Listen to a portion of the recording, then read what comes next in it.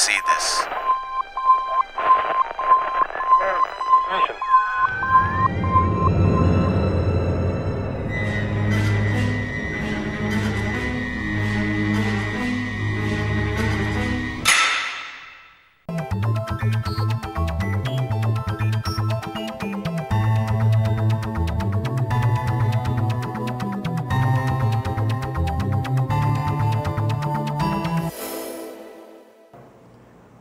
O programa Destaque de hoje está recebendo aqui nos estúdios do Dr. Manuelito Eduardo Campos, com muito prazer, é o Dr. João Soares Neto. Ele tem formação completa em Direito e Administração, participou de seminários, fóruns e cursos no campo da administração, como realizado mediante concurso no Harvard University, Cambridge, Massachusetts. Administrador notável, em 1993 recebeu o prêmio do Conselho Regional de Administração, cônsul honorário do México no Ceará, com diploma de reconhecimento otorgado pelo governo da cidade do México.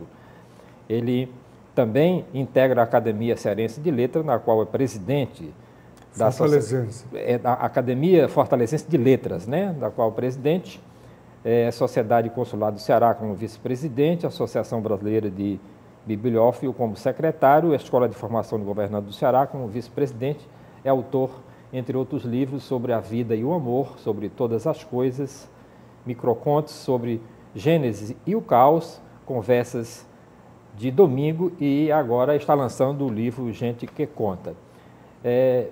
Muito obrigado, doutor João, de estar aqui no nosso programa Destaque. Eu queria, para começar a nossa conversa, nosso bate-papo, como é que um administrador, de repente, resolve caminhar por esse mundo cultural?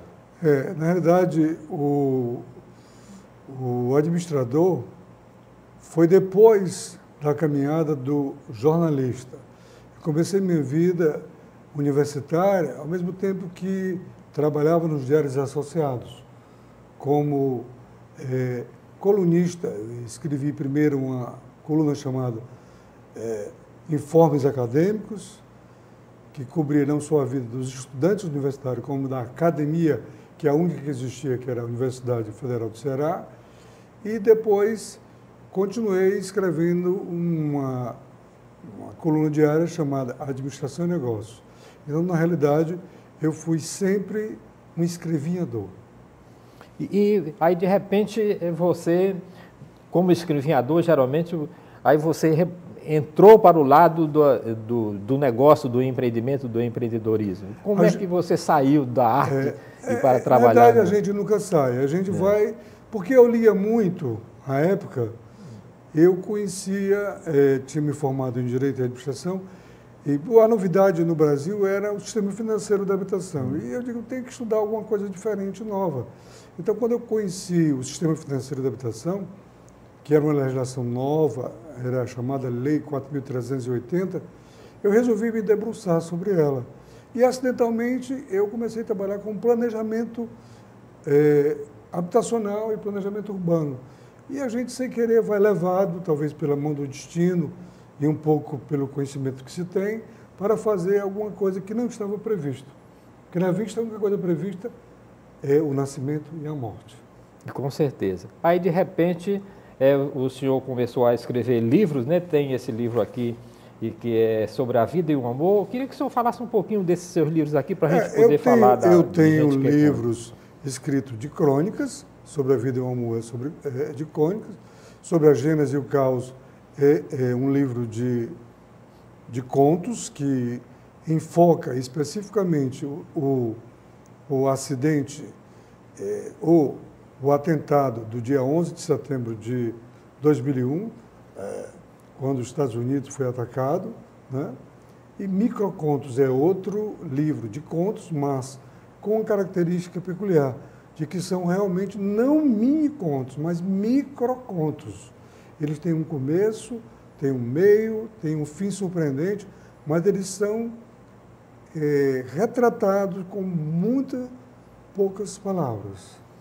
E Gente que Conta, como foi essa ideia de escrever o livro Gente que Conta? Eu queria até que o senhor mostrasse aí. Esse livro, Gente que Conta, ele surgiu daquela necessidade de se ter uma memória viva de personalidades que, após o seu viver natural, fenecem, morrem e não têm a sua história contada pela sociedade.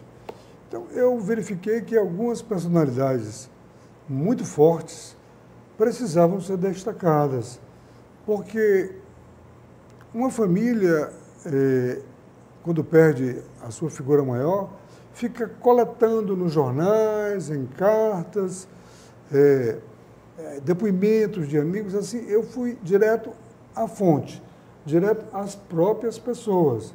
E eu tive como base que todas essas pessoas teriam pelo menos 60 anos de idade, com exclusão, digo, da escritora Ana Miranda, que tinha muito menos que isso, mas que já era notória no seu saber. Então, essas pessoas que foram convidadas a participar deste livro, que foi um convite e que eu deixava absolutamente à vontade, né, elas tinham sempre muita história para contar. Mas eu via que essas histórias estavam sendo contadas, talvez, de um modo não digno para o nível da pessoa, para o que a pessoa representa ou já representou para o Ceará. São pessoas, por exemplo, do nível de, como eu já falei, de Ana Miranda. Ana Miranda, com certeza, é a maior escritora cearense no Brasil. Ela hoje seria, num sentido lato, a substituta de Raquel de Queiroz, né? Sem nenhum demérito para as demais escritoras cearenses, tanto as que são da academia, como as que são apenas literatas. O outro é Arthur Eduardo Benevides, professor universitário, poeta e que foi consagrado como o príncipe dos poetas cearenses. Foi presidente da Academia Cearense de Letras e hoje é presidente de honra de várias academias, inclusive com muita honra da academia que eu presido, que é a Academia Fortalezense de Letras. Chico Anísio. O Chico Anísio eu conheço desde o final dos anos 60. O Chico Anísio já deu muitas entrevistas, mas sempre procuram falar do Chico Anísio humorista. Mas o Chico Anísio não é só humorista. O Chico Anísio é um grande intelectual. Ele é romancista. Ele é também pintor. Ele é também produtor de televisão, diretor de cinema. E ele é um pintor de primeira água. Então, esse homem foi desnudado e ele próprio, Chico, me disse: João, você conseguiu de mim o que eu não disse em nenhuma outra entrevista que fiz. Foi mostrar o Chico Anísio, que saiu de Maranguape, criança, que transferiu-se para o Rio e que lá não perdeu todas as suas características de cearense e cresceu como profissional e como grande pessoa humana que é. Ele, inclusive, é especialista em casamento, tem até um livro sobre esse assunto, né? Eu digo que ele tem... Você fala aí eu faço do seu brincadeira livro. Que ele é o maior pagador de pensão do Brasil. Né? E ele tem um livro, né, sobre o Hernando Shoa Lima, também um professor, foi amigo e discípulo de Figueiras Lima, e que se fez advogado criminalista, presidente da OAB, secção do Ceará, e depois teve a coragem de ser candidato e eleito presidente da Ordem dos Advogados do Brasil, em todo o Brasil. Né? Então, é uma pessoa que também teve uma participação política. Ele foi suplente de senador e assumiu e terminou um mandato de senador da República. José Alcides Pinto. José Alcides Pinto, um poeta vamos dizer assim, do absurdo. Ele era uma pessoa que um dia ele estava vestido de paletó de linho branco e na outra semana, ou um mês depois, estava fardado ou vestido de franciscano. Ele estava com a batina. Então, era era uma pessoa que, ao mesmo tempo que era poeta, ele era também romancista, teatrólogo e professor universitário, depois ele abandonou, e foi também bibliotecário, né? E ele também, como era uma pessoa muito desprendida, ele vivia com uma certa dificuldade financeira, ele tinha uma faceta de ghostwriter, de escritor fantasma. Ele escreveu um livro para muita gente que pousa de escritor, mas depois que o José Alcides Pinto morreu, certamente não escreverá os livros brilhantes que o José Alcides que alguns autores têm, né? Tem. Né? Interessante. O outro é José Dias Macedo, José Macedo, J. Macedo, o moço que veio do Camusim, que ficou com seu pai aqui numa pensão que o pai era dono, transformou-se em um grande empresário, mas, acima de tudo, num cidadão exemplar, que conseguiu ter uma família que o tem como o seu baluarte. E ele soube, nesta entrevista, dizer com a forma clara, precisa e lógica que todos os passos que ele deu foram passos certos, embora tenha cometido erros. Ele construiu, com muita vontade, uma indústria na Bahia tropical, uma indústria de pneus que não deu certo. Todos os homens de sucesso têm sucesso. José Macedo sabe disso, mas hoje o maior sucesso da sua vida é a sua própria vida. O outro é José Júlio Barreto Cavalcante. Júlio Barreto Cavalcante, ele tem uma peculiaridade. Ele foi um radialista que começou praticamente com a radiofonia cearense. Mas, ao mesmo tempo, ele era representante comercial, porque só ser radialista não dava para manter a família que ele teve e que educou todos os filhos com formação universitária. Todos os filhos destaques em seus campos de atividade. Ele era, então, radialista e representante comercial, com uma peculiaridade. Era comunista. Mas isso não o impedia de ser amigo, por exemplo, pessoal do seu Edson Queiroz, que abria suas portas e conversava com ele com muita franqueza. José Raimundo Costa chegou no jornal O Povo como contínuo. Precisava, é um menino que veio do Acre, né? Precisava casar e tinha que ter um emprego fixo. O jornal O Povo era segurança. E ele entrou como contínuo e foi, passo a passo, como autodidata que era, galgando todos os postos que a hierarquia do sistema O Povo possuía até a vice-presidência. Com detalhe, ele era um purista da língua, ele era um linguista, ele tinha, ao mesmo tempo em que ele era um administrador do jornal, ele também era um fiscal da linguagem do jornal.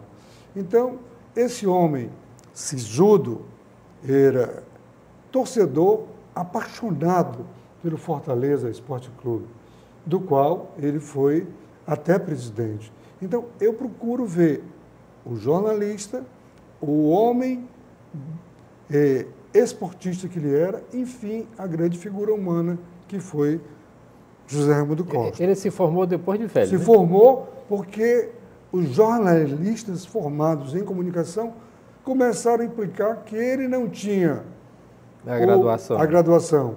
Ele se formou em primeiro lugar, inclusive fez concurso para professor e passou e deixou apenas para mostrar que era capaz. Né? Juarez Leitão. Juarez Leitão veio dos Inhamuns, né, para Fortaleza, depois da morte do seu pai por assassinato. E no caminho ele parou em Sobral, onde estudou no seminário, quase padre foi, mas havia uma vida lá fora e ele procurou esta vida aqui em Fortaleza. Aqui ele se tornou professor de História, e não só professor de História, como um grande professor de História, um famoso professor de História de cursinho, que os alunos não só assistiam às suas aulas, mas brigavam para assistir às suas aulas. Poeta, um poeta, sob todos os cânones da palavra poeta, e após isso ele se transformou em acadêmico, meu colega na Academia Fortalezense de Letras, e mais que isso, também membro da Academia Cearense de Letras, e hoje ele é biógrafo também com um viés, que não é esse livro, não é de biografia, é de entrevista, mas ele é biógrafo de figuras como, por exemplo, Figueiras Lima, né? E de tantas outras figuras dessa cidade. Lúcio Alcântara. Lúcio Alcântara também é uma pessoa que deve ser entendida sob as suas várias faces. Um médico, professor da Faculdade de Medicina, né?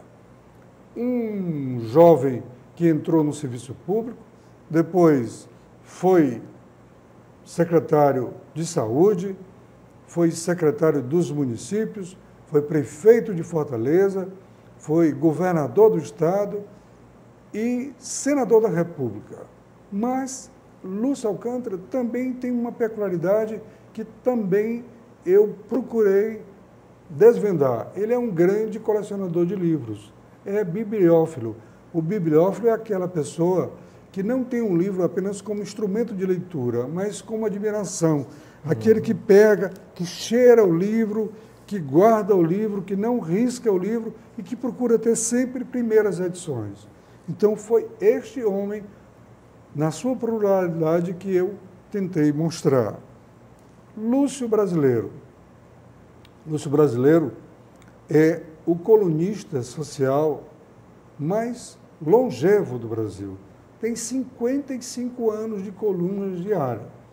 Lúcio viaja 2 vezes por ano, mas ele tem um cuidado de deixar todos os seus artigos diários feitos.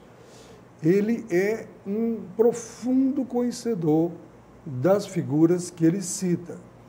E o americano chama essas notícias curtas de coluna social de gossip, que seria uma tradução livre, fofocas.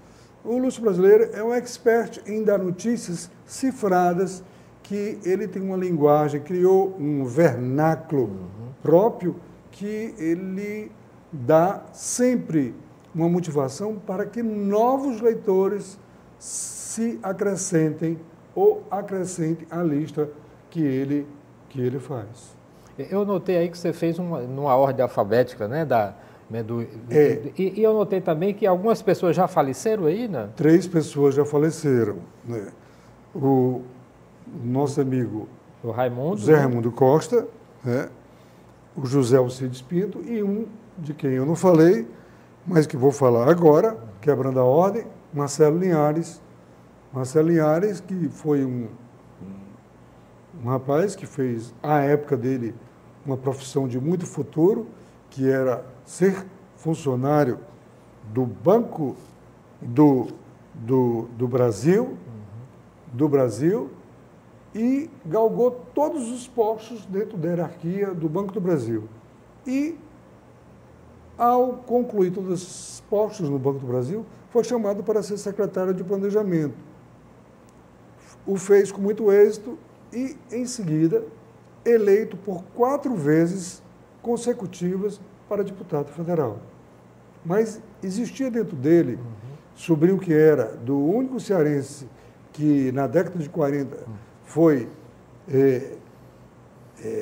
presidente da República, o ministro do Supremo Tribunal Federal, José Linhares, ele resolveu ser historiador e contou a história do próprio José Linhares e outras histórias e morreu como presidente do Instituto do Ceará. Eu tenho uma curiosidade, como foi que você fez essas entrevistas? Você gravou as entrevistas, depois compilou? Essas entrevistas eu prefiro que não dizer a forma que fiz, porque ela dependia da natureza, do tempo e das peculiaridades pessoais de cada um dos entrevistados. É um pacto que eu fiz com eles, mas, na verdade, cada um ouve uma maneira diferente, né? A transcrição é uma transcrição literal do que cada um me disse. E me diga outra coisa, e qual o novo projeto? Eu teria que falar ainda, por uma questão de justiça, de Lustosa da Costa, que é um jornalista sobralense, embora nascido na Paraíba, que depois de 50 anos de jornalismo, ainda é um ícone e escreve todos os dias no jornal Diário do Nordeste. Com certeza. Mauro Benevides, o político mais longevo do Ceará. Ele tem a idade que, se multiplicar 2 por 20, acrescentar mais 20, se chega à idade dele. Por isso eu não vou dizer a idade dele. Mas ele é um candidato, ainda hoje, a deputado federal, participativamente das sessões da Câmara e representou o Ceará com muita dignidade, sendo, inclusive, presidente do Senado Nacional. Exatamente. E, por último, pela ordem alfabética, porque todos, para mim, são igualmente importantes, o último é o Biratã Aguiar, também que começou como vereador, deputado estadual, deputado federal, quis ser senador, não deu, lutou de uma forma desmedida e conseguiu ser ministro do Tribunal de Contas. E hoje é o seu presidente. E é poeta? Sim, hoje ele não só é poeta, como ele faz letras de músicas que estão poeta, já verdade. Transformadas em CDs. Também integrante da Academia Fortalezense de Letras.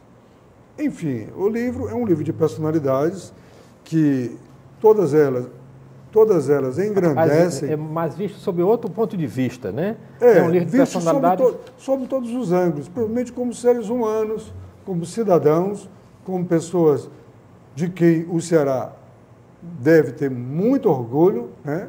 E que a posteridade, através deste livro, aprenderá a respeitar. E qual é o novo projeto do senhor?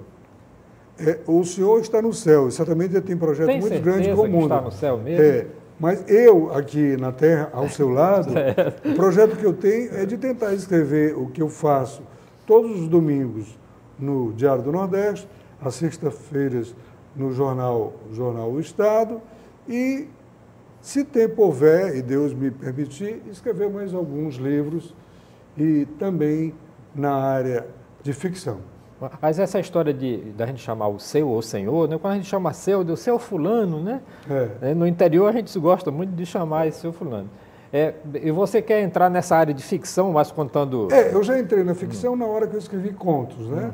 Talvez, mas você quer fazer romance? Talvez eu queira fazer uma ficção um pouco mais longa. Romance, eu diria... Quem sabe? Humberto Eco, me lembro dele agora, o autor de O Nome da Rosa, né? O Nome da Rosa, ele passou 40 anos, né, para escrever aquele livro depois. E como é que é o seu processo de criação? Você tem, assim, você trabalha, elabora, depois volta, depois risca, como geralmente o escritor profissional faz? Primeiro eu prefiro falar de Humberto Eco. Humberto Eco, para mim, ele é uma figura contemporânea, poliglota, uma pessoa que não só a Itália, mas como toda a Europa deve se orgulhar dele. O mundo, né, se orgulha dele, né? O Humberto Eco, ele é uma pessoa, ele tem uma história interessantíssima que eu li, eu não me lembro se foi num livro dele, se foi numa revista dessas de viagem, que ele viajou, foi para a Escandinávia. E na Escandinávia ele resolveu comprar um bacalhau fresco. Só que ele tinha que parar em Paris. E quando ele chegou em Paris, o que eu faço com esse bacalhau para ele continuar fresco? Ele entrou no hotel, tirou as bebidas que tinha no frigobar e colocou o bacalhau. Quando chegou a noite, o bacalhau estava em cima do frigobar e o frigobar estava repleto de bebidas. Ele tira o bacalhau de cima do do frigobar, coloca de novo dentro e joga as bebidas dentro do lixo. No terceiro dia, a mesma coisa. Enfim, ele pagou 3 vezes 3 frigobar e o bacalhau estragou. Então, ele conta isso com a graça imensa da tentativa que ele fez de trazer o bacalhau fresco para Portugal, que é um grande importador, mas não de bacalhau fresco, que é coisa que ele queria fazer. Inclusive, ele tem um livro chamado Sobre Literatura, né, que ele explica todos os gêneros, né, como fazer ele é um professor universitário. Exato. Ele é um professor universitário. Então, como professor universitário, ele sabe como ensinar e o ensina muito bem, de uma forma clara, precisa e também com graça. Porque escrever de forma sisuda faz com que os alunos saiam perto do livro. Mas qual é o seu processo de criação? Meu processo eu estou perguntando isso porque eu me lembro da ideia, aí eu me recorro ao poeta Augusto dos Anjos, né? Sim. De onde ela vem, de que matéria bruta vem esta luz que sobre as nebulosas cai de incógnita, cripta misteriosa como as estatalites de uma gruta. É assim que vem as ideias do seu livro? Não, eu sou bem mais simples, né, do que Augusto dos Anjos. Eu sou uma pessoa que eu hoje já sou dominado pelo computador. Eu não domino o computador, mas o computador me domina. Eu trabalho diariamente, profissionalmente, com o computador à minha frente. Então, eu escrevo no computador a qualquer hora. Eu não preciso que a inspiração baixe. Eu preciso que um papel branco na minha frente aconteça para que eu coloque algumas palavras e depois eu rejeito o que está escrito ou aceite e vá em frente. Você acha que nós brasileiros estamos lendo muito pouco? Eu acho que o brasileiro lê muito pouco e eu, inclusive, esta semana eu estive no fórum que é o Pacto por Fortaleza do ano 2020 e tinham 5 eixos. E nesses 5 eixos não estava colocada a cultura. E eu pedi ao presidente Salmito Filho, presidente da Câmara Municipal de Fortaleza, que incluísse um eixo específico para a cultura. Porque a cultura não é só a cultura livresca, é a cultura popular, é o jornal, é o gibi, é a própria televisão, é uma forma de cultura. Mas se lê pouco no Brasil porque a escolaridade é muito baixa, porque o professor de escolas fundamentais não tem a remuneração que o induza a transformar o seu ministério, que é ensinar, num ato devocional e que ele consiga que a criança cresça gostando de ler e que passe a ser um leitor como todo cidadão deveria ser.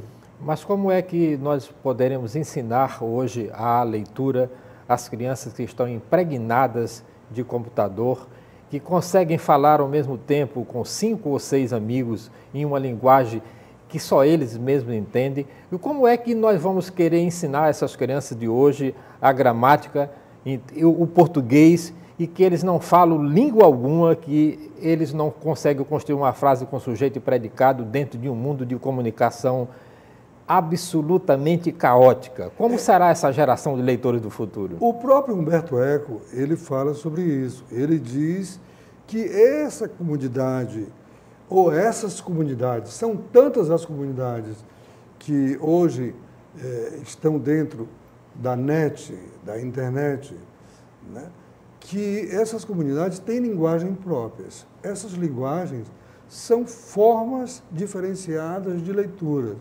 Agora, o que compete à sociedade é não transformar essas comunidades em guetos que sejam além ou aquém do viés natural da sociedade.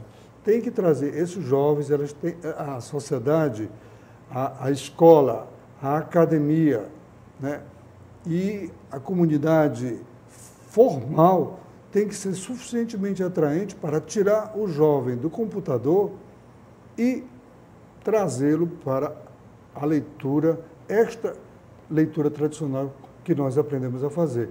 Mas, no próprio computador, existe também a leitura tradicional. Com certeza. É preciso apenas fazer.